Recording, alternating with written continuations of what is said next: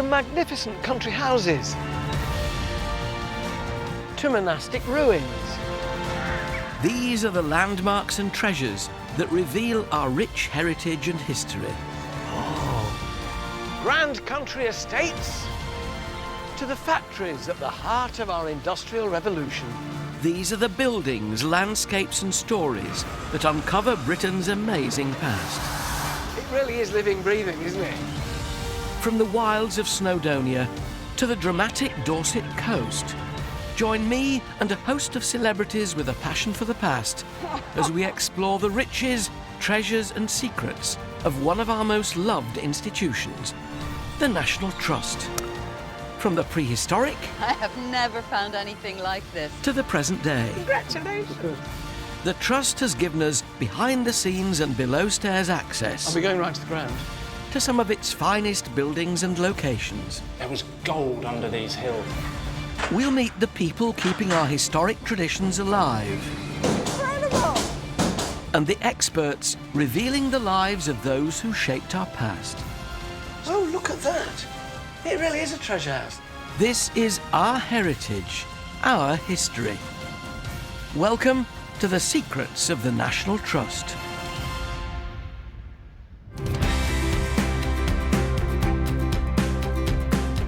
Today we're taking you inside one of the world's first factories, Quarry Bank Mill in Manchester. It opened in 1784 and operated continuously for 175 years, producing vast quantities of cotton thread and fabric. Now a working museum, visited by almost 200,000 people a year, Quarry Bank is one of the best preserved textile mills in the world, giving us direct access to our manufacturing heritage. We'll be taking you back in time. To meet the people, many of them as young as 9, at the heart of the Industrial Revolution. And exploring other turning points in our history. Oz Clarke gets hands-on with the weaponry at the heart of a military revolution, the English Civil War.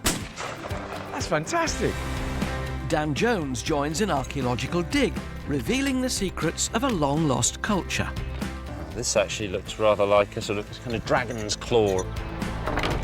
And John Culshaw uncovers the bizarre habits of an aristocratic playboy who upset the status quo. Unleash Bimbo the dog-faced baboon. That'll give him something to think about. But first, I'm seeing where Britain's manufacturing industry began.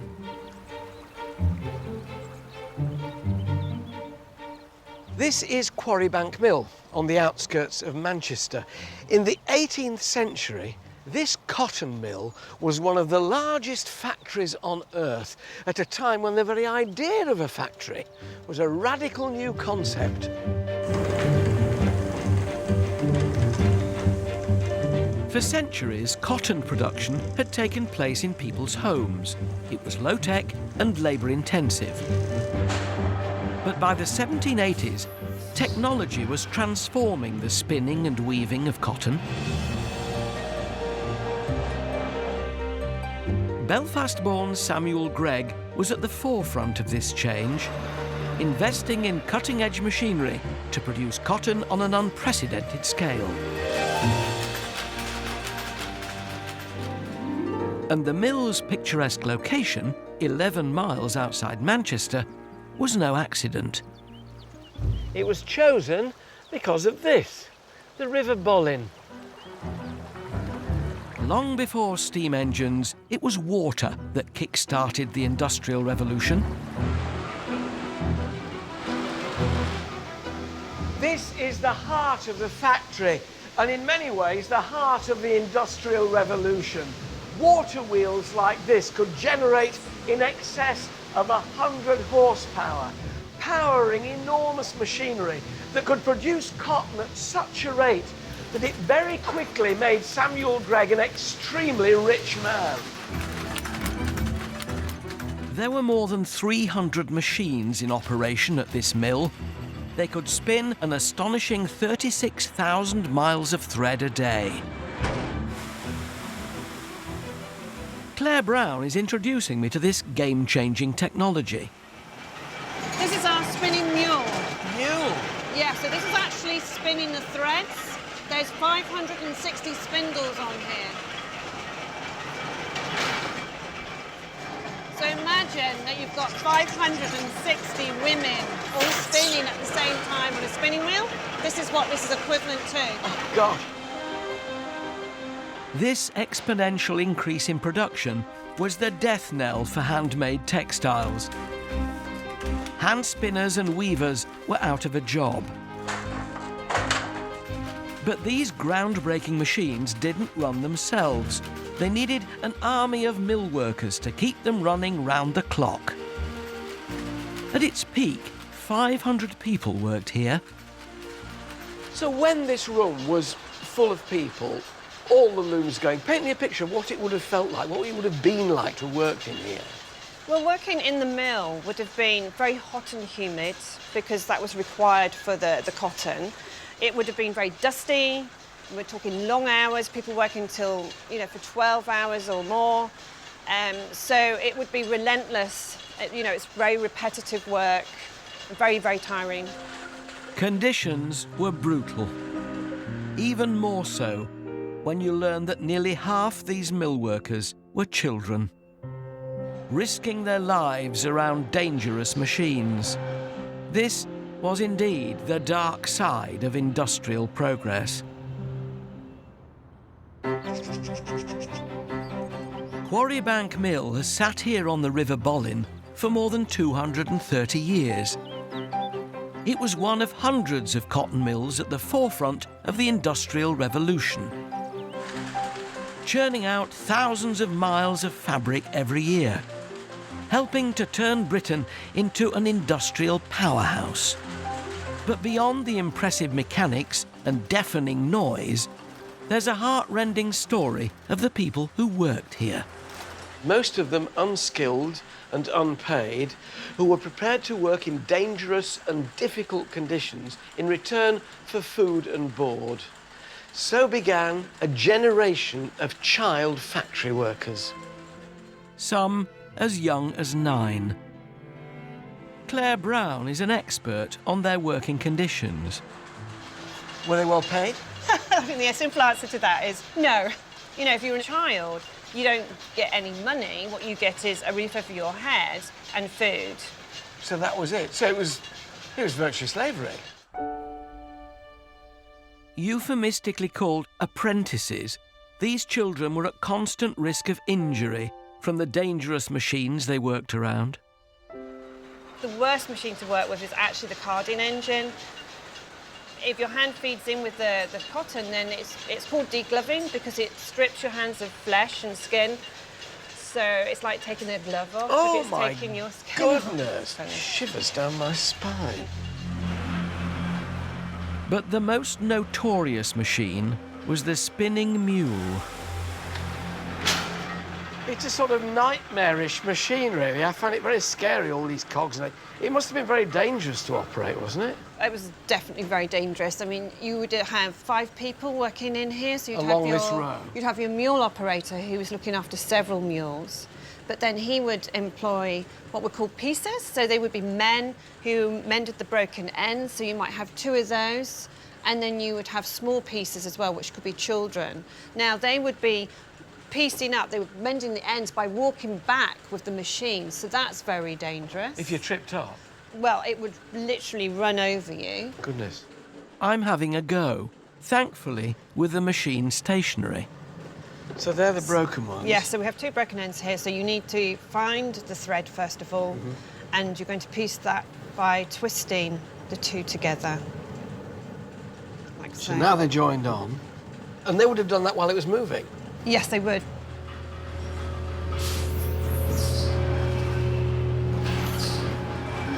Piecing was dangerous enough, but the job known as scavenging could be fatal.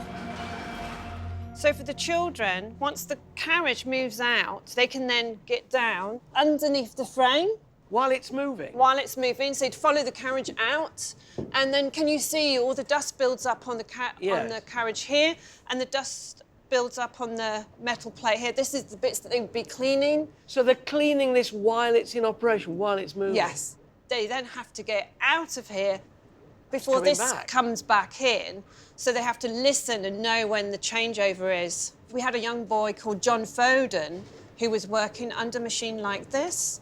He was cleaning, and we don't know exactly what happened, but we know that he didn't get out of the machine in time. The carriage moved back in, and it squashed his head between the roller beam and the Oh my carriage, How old and was killed he? him outright. He was only just 12. Gosh, times you just don't want to go back to. Safety was secondary to profit and output in the white heat of the 19th century's Industrial Revolution.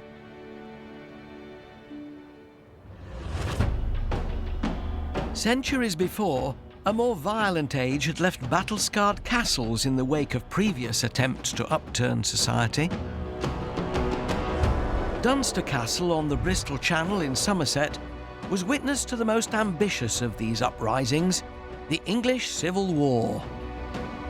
Wine expert and amateur historian Os Clarke headed there to reveal its part in this 17th century military revolution. This is the perfect site for a castle. Impregnable, impenetrable. It still stands magnificent. The first stone castle here was built just after the Norman conquest, one of the original motte and bailey castles. Dunster's gatehouse is all that remains of the 12th century castle, and this has borne witness to some of the bloodiest scenes in the castle's history, never more so than during the English Civil War.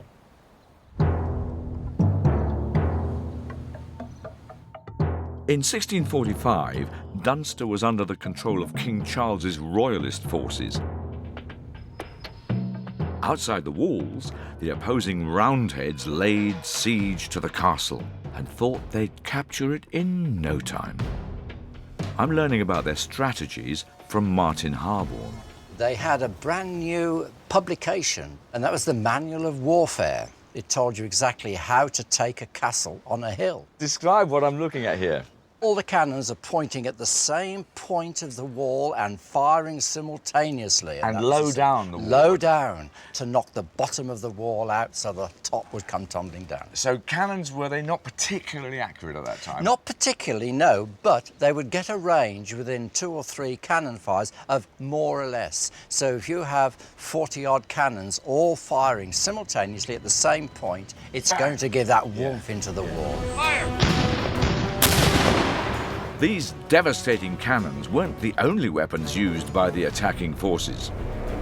They were also equipped with the 17th century's most up-to-date firearm, the musket. I'm learning how to load one. Magazine there. The Roundheads could do this in just 30 seconds. Straight down. Straight down. Yeah, that's it.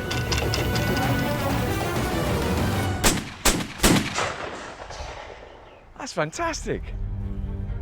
Hundreds of soldiers armed to the teeth with muskets and cannons, swarming towards the castle. This looks like a one-sided fight, but it wasn't. Inside Dunster, they had decided to fight dirty with a secret weapon. A piece of wood. It doesn't look very dangerous. It doesn't to look me. very good. Piece of wood cut into 4, hollowed out, and inside 60 musket balls. Loaded into the cannons on the battlements, they split apart as they were fired. 60 musket balls at 180 miles an hour in a fan would rake down the side of the hill. It's like the sort of earliest form of machine gun. Indeed it is, yeah. They also had another nasty surprise for the attackers. That is where these little guys come in. Hand grenades. They dip them into their braziers, and then they throw them over the wall. They roll down the hill and explode right in front of all the troops running up. So you can see we're much better equipped for defending the castle than the big cannons on the other side of the hill. And those blokes were battering these walls, Yep. and they didn't get through. The Royalists held out for an astonishing 6 months. Only 20 men defending the castle lost their lives. Dunster stood firm, just as it does today. This castle made it through the siege. A survivor against the odds. Quarry Bank's part in history is just as proud. The revolution that took place here ushered in the modern mechanical age. The mill ran on hydropower from the river and cheap child labour.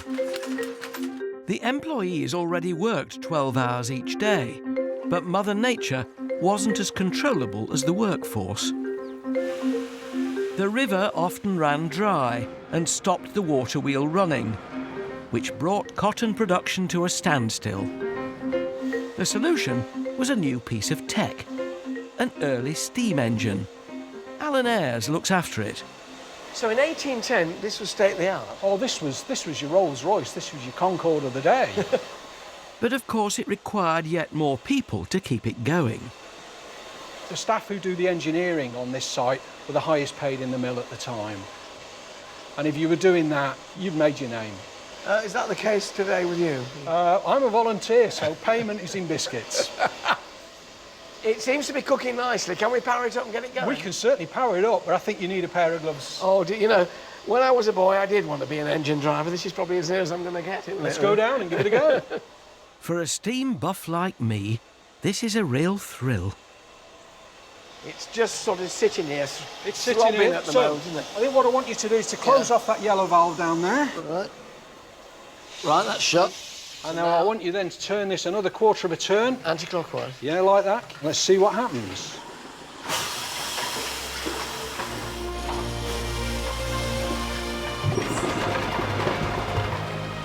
It's moving. Way. It really is living, breathing, isn't it? There's a humanity about these machines, isn't there? It's amazing. Steam gave Samuel Gregg a consistent power supply and transformed this mill into one of the largest and most productive in Britain. To celebrate his wealth and pride in his factory, he built his family home right beside it. But while the Greggs lived comfortably and in some style overlooking their mill, further up the hill, the unpaid workers, well, they had rather a different life. I've come here to the Apprentice House to find out what life was like for these child labourers, from archive manager Ali Silica.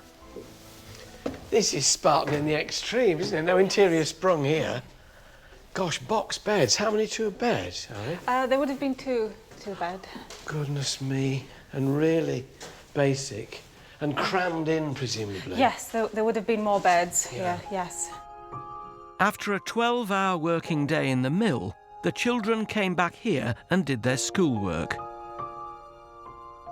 The boys learned to read. The girls did embroidery. So how many apprentices altogether would have been in this house?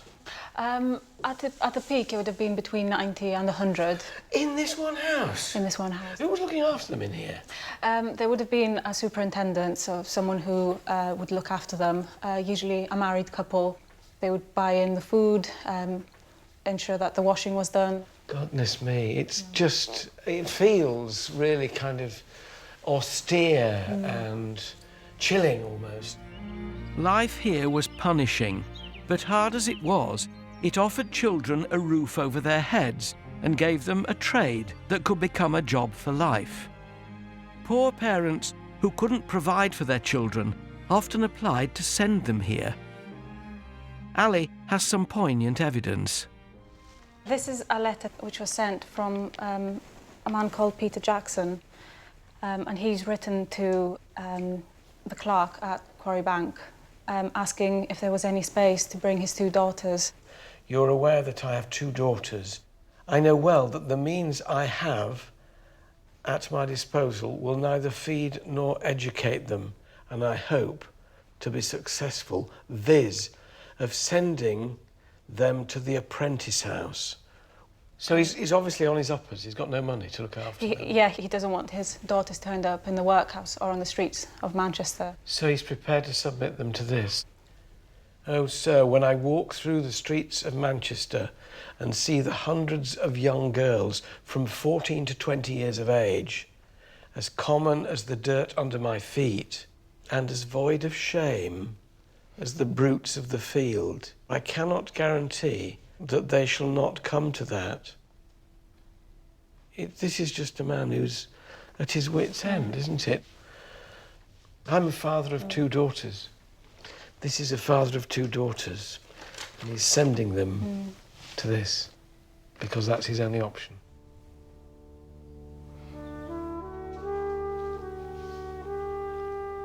Did they come here? No, they didn't. They didn't? No. What happened? Do we know? I don't know. Wow. What a thought. Personal testimony like this brings the past vividly to life. But the further back we go, the harder it is to connect with the lives of our ancestors. Hidden beneath the ground, precious evidence of their lives is at the mercy of the elements, never more so than along the coast. The cliffs, known as the Seven Sisters, are some of the most fragile in the country. Archaeological records here are in danger of disappearing into the sea. Historian Dan Jones went to unearth their secrets. I'm in Sussex, beneath the unmistakable chalk cliffs of our southeastern coastline. Now, just above me is the beautifully named Bell Toot, one of 7 iconic cliffs known collectively as the Seven Sisters. Coastal erosion claims sections of these cliffs every year, as this dramatic footage from 2014 shows.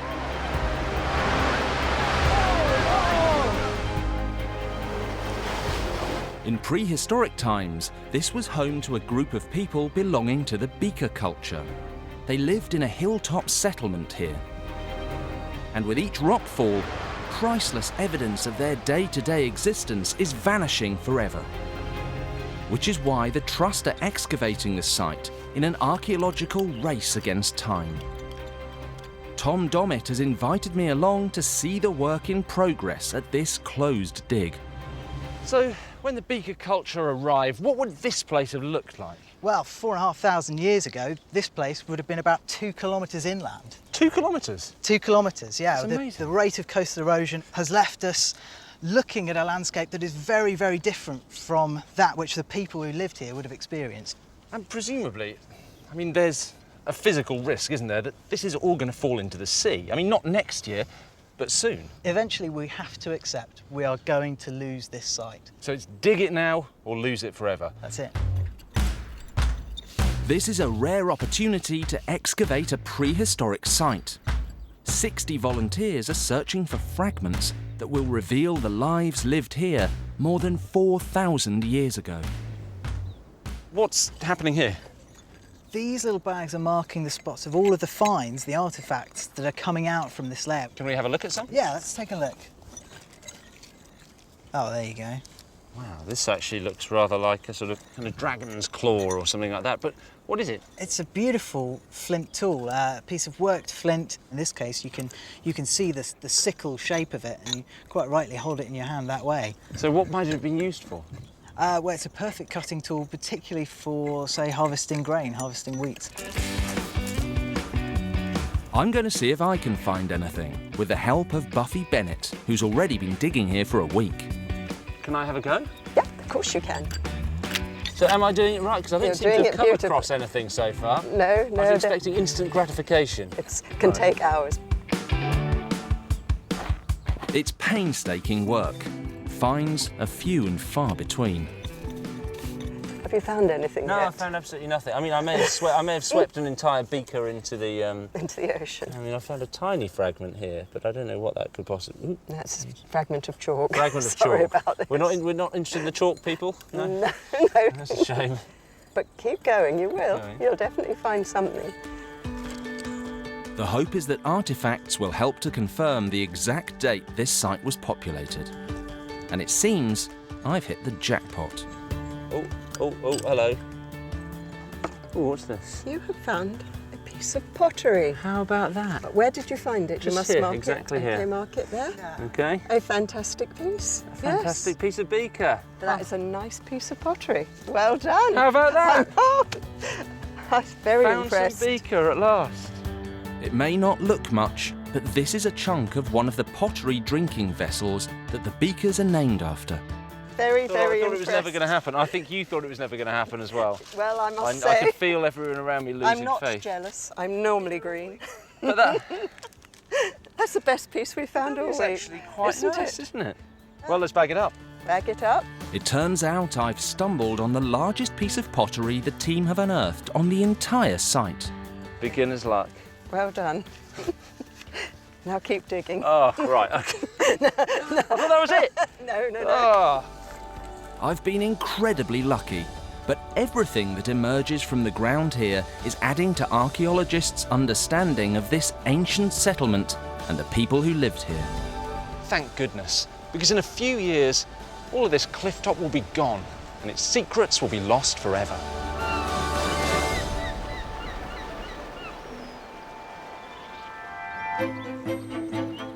The secrets of 19th century Quarry Bank Mill are better documented and easier to access because the evidence is still here to see. Its private archives provide a unique window into a world of almost 2 centuries of industrial history and are normally off-limits to visitors.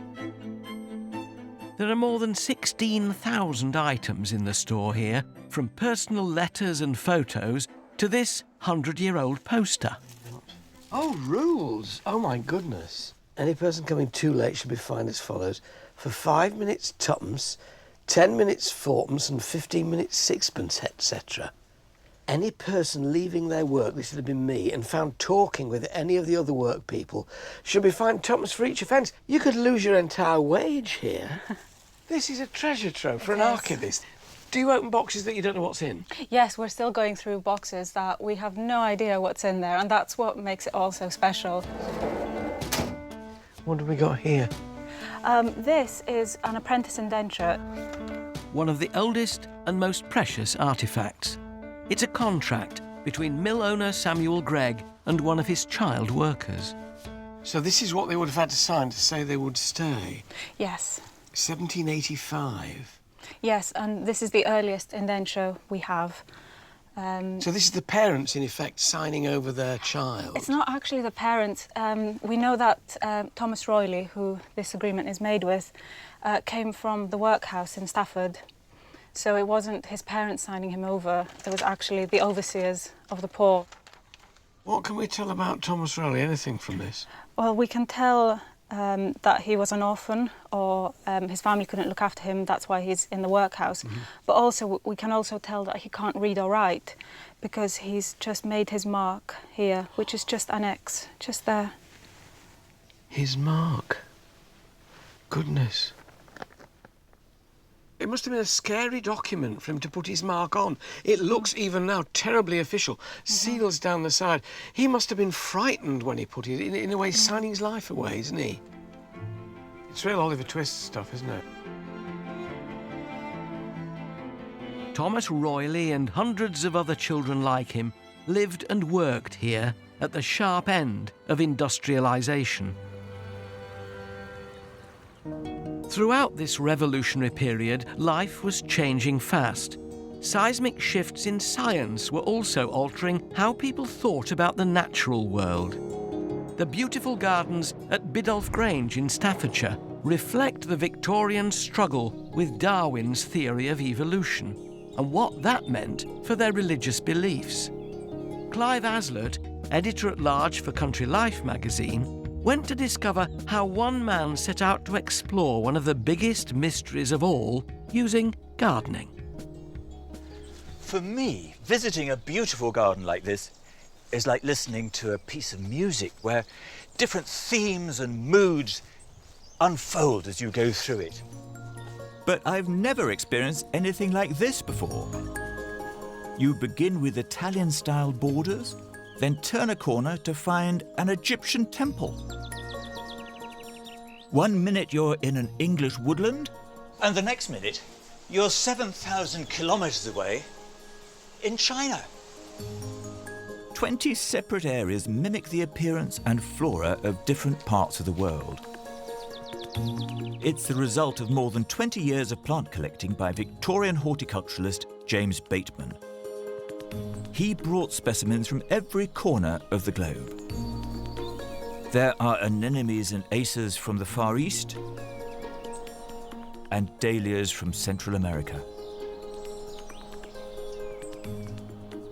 These have to be the most glorious dahlias I've ever seen. When Bateman was planting them, dahlias were new, so he was really at the cutting edge of horticulture. The result is an international garden with treats at every turn. But what if I was to tell you that all these gardens represent one man's idea of his place in creation?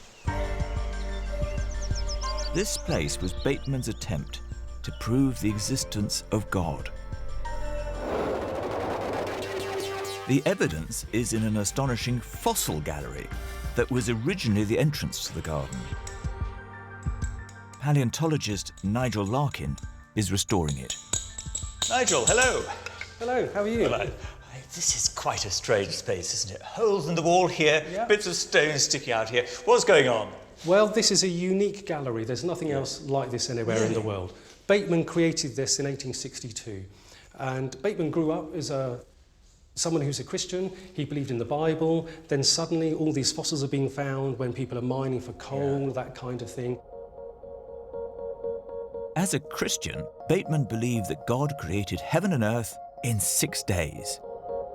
But with the discovery of fossils showing gradual evolution over hundreds of millions of years, he had to reconcile his religious belief with the scientific evidence. He started saying that maybe these days in the Bible weren't literal 24-hour days, but periods of time during which these animals, may have evolved, if you like. So he's trying to marry the fossil record with the biblical story in Genesis. Down the gallery you have days 1, 2, 3, 4, 5 and 6, and then you would actually normally enter the gardens this way. You pass through these days of creation and end up in the Garden of Eden, the world as it is now, you see. Yes. All this was leading to the garden, which was supposed to represent the 7th day of creation, when God rested. Biddulph Grange is a garden of wonder and delight. And how fantastic it is that this is being restored so that future generations can understand James Bateman's thinking. A Victorian attempt to marry religion and science. Its beauty needs no explanation.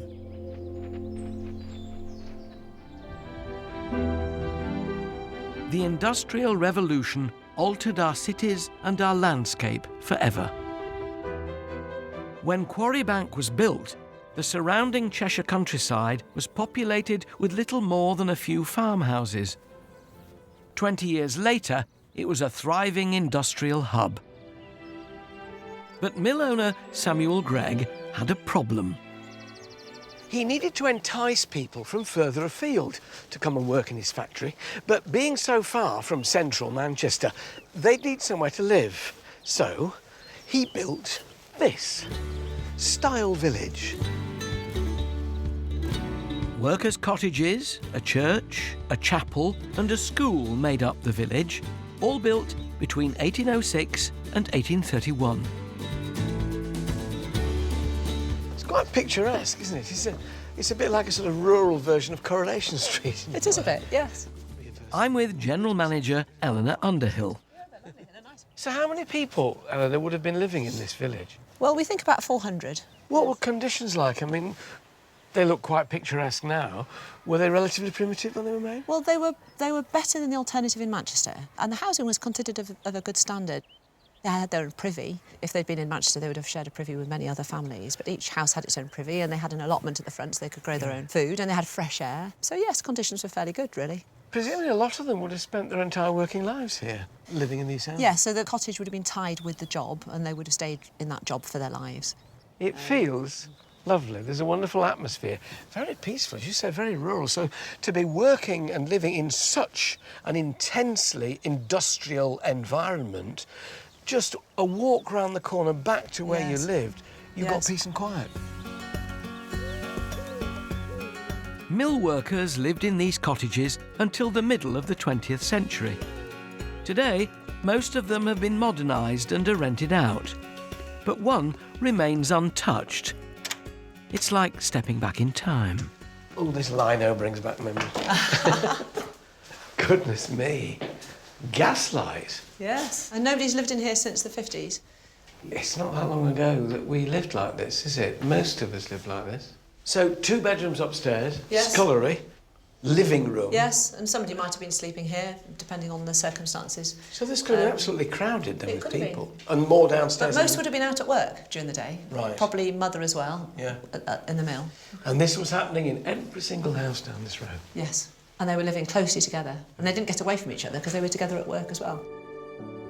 This was a carefully constructed society, where what was good for the mill was also good for the workers. It's a model of benevolence at the heart of many of Britain's grand country estates, where the landowner would support his estate workers. But this wasn't the story everywhere. Tredegar House, near Newport in Wales, was home to a flamboyant character who neglected aristocratic duty in favour of selfish pleasure-seeking.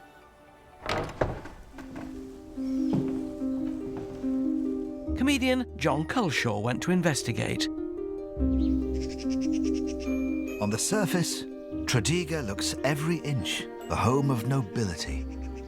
But if you adjust the angle of your view ever so slightly away from these striking red bricks and the elegant architecture, you'll see something perhaps slightly less than a country setting. Instead of sweeping views of uninterrupted fields, from one side, there's the view of the M4. And on the other, an altogether more modern estate. What events could have led to a house of such obvious wealth, having such unlikely neighbours? It's all down to a pleasure-seeking 1930s playboy called Evan Morgan, the second Viscount Tredegar. Historian Paul Busby reveals the truth about this colourful personality. He was a fantasist, so he wound these wonderful fantasies around himself. But he was such an invigorating personality. He didn't know what he was going to do next, but he was always immensely charming with it. So a bit of a loose cannon, really. He'd flirted with being a poet and a journalist before landing on a career in the church. He enlisted to train for the priesthood at the Pontifical Beda College in Rome, but he didn't attend lectures very often. He would send his valet in disguise in a cassock to take notes, while he was swanning around at the Hotel Bernini around the corner, arm in arm with the Siamese ape. After a while, the Monsignor told Evan that he didn't have the vocation for the priesthood. Back at Tredegar, he was notorious for fabulous parties and eccentric behaviour. And he had a menagerie in here of all sorts of creatures, didn't he? He did. If Evan thought his party was a bit dull, he would think nothing of releasing Bimbo the dog-faced baboon to thunder up and down the corridors. What a great name. It's great. Unleash Bimbo the dog-faced baboon. That'll give him something to think about. Rewind 40 years, and Tredegar was more famous for heroism than hedonism. When it was under the care of Evan's great-uncle, Godfrey Morgan. He had survived the charge of the Light Brigade and was a Welsh hero. I wonder what Godfrey would have made of Evan's behaviour. His drinks bill for the weekend house party was close to £250. So perhaps today's equivalent, 40 grand per weekend. So that was happening most weekends, a bar bill That around was about happening most weekends. Evan may have been in a partying mood, but the same can't be said for the rest of the country. It was the Great Depression, and along with the house, he'd also inherited the equivalent of £77 million worth of death duties. So we're in this period now of great taxation, death duties and so on, great deals of responsibility. Can he cope with this sort of environment? He's inheriting a position where if you tighten your belt, you might get through it. Is Evan the ideal man to be Lord Tredegar at this juncture? No. In fact, he's possibly the worst possible person. He drank and he frittered all the wealth away. And Evan knows he's not going to have a male heir. And while the show is on, enjoy it. And it was a spectacular show while it lasted.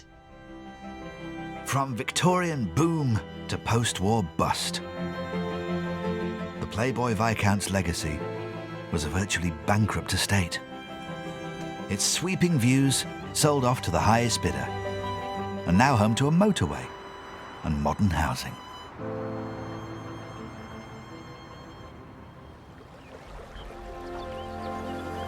Quarry Bank's glory days were also to recede into history. Under Samuel Gregg's leadership, this mill was at the forefront of cotton manufacturing. But after he died in 1834, the textile industry gradually became a harder and less lucrative business. Quarry Bank continued to work for well over 100 years, but it was becoming a relic. In 1959, the machines finally fell silent.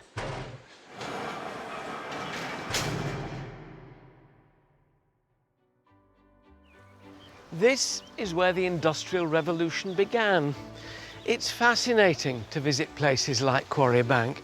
They remind us that in spite of the extraordinary engineering and technical innovations of the time, that it was still people, often young and impoverished, who were at its very heart.